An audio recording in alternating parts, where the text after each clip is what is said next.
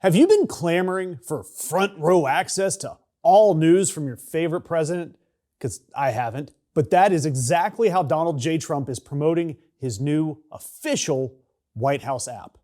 And it was wildly successful in terms of downloads. It hit the top 3 or 4 news apps on Apple's App Store right out of the gate. There is a problem, though.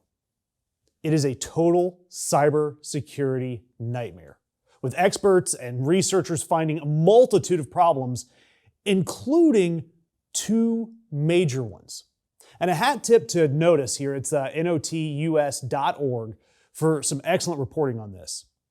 And the first problem that they found was the privacy manifest. And it's the document that Apple requires each and every app to have the developer fill out, which discloses exactly what data the app is collecting and shares.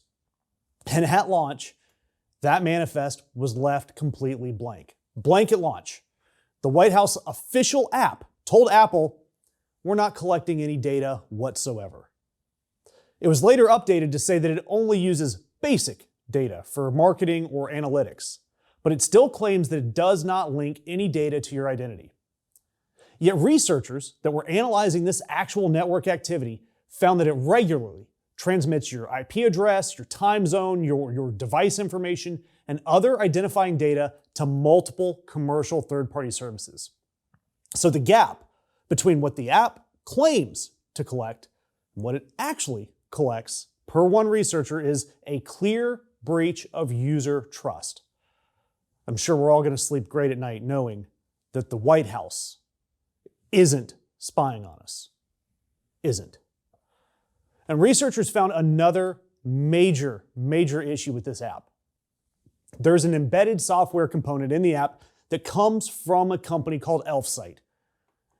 And that company, Elsite, builds widgets for apps and websites. And Elsite was founded in Russia. And a researcher showed Notice screenshots that revealed that Elsite, the integration there, was actively exposing the personal information of White House staffers to a Russian company. When Notice asked the White House about it, the response was that Elsite went through a full security review by White House IT and it was approved for use. And this is my personal favorite sentence. This is a vulnerability on Elsite's side.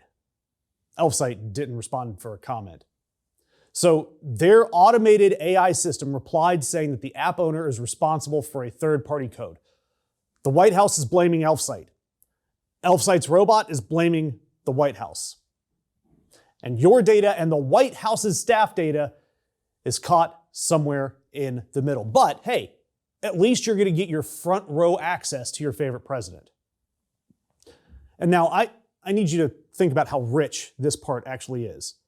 This is your administration that spent 3 years telling you that TikTok was an existential Chinese data collection threat that had to be banned. That it was this foreign-founded company, data going in places you didn't consent to. The government couldn't be trusted to stay out of it. And yet, that's exactly what's happening with the White House app, Trump's own app. Except instead of China, it's Russia this time. And instead of TikTok with all the great dances, it's the official White House app that the president personally told his most loyal supporters to download. And it's just got crap on it like Trump RX and normal stuff that's out there on the White House's website.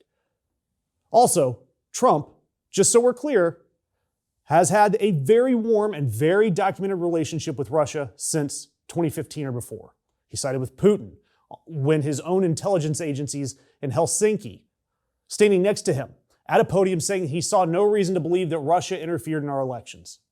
He invited Russian officials into the Oval Office and handed them classified intelligence the day after he fired James Comey.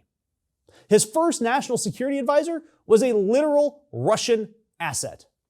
And now his app runs on Russian-founded software with a very vague privacy policy.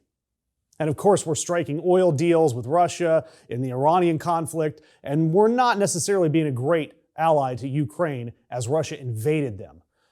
You don't have to connect the dots here because the dots are already a solid line. And there's a broader thing behind all of this. When I talk about this app, I want to talk broadly about the administration systematically vacuuming up data about Americans. Voter rolls from nearly every state, Social Security records through Doge, immigration databases, DHS surveillance apps. And now you have an app that the president has told his truest believers to download. And it is collecting data that it doesn't disclose, and it's routing it to third parties. The people who downloaded this app are exactly the people who trust it completely and will never question it. Philip Fields, a cybersecurity researcher and former FBI intelligence analyst, said that having, quote, an amateur WordPress developer running the White House's public presence puts everybody who visits it at risk. He called them amateur WordPress developers. And this did not escape the purview of Congress. Senator Dick Durbin said that the Trump White House should focus more on protecting the American people and less on apps that may pose a threat to our national security. Look, TikTok was the villain back then because it was Chinese. Now, the White House app, it's going to be fine, right? Because it's Trump's. Got it. And we're going to be following stories like this all throughout the Trump regime's reign, and hopefully all of that comes crashing down in November. But we need you. We need your help. The only way you can help is by subscribing, by hitting the notification bell, by hitting the like button, by sharing these stories. Because the algorithm doesn't want us sharing these stories. So we are leaving it to you.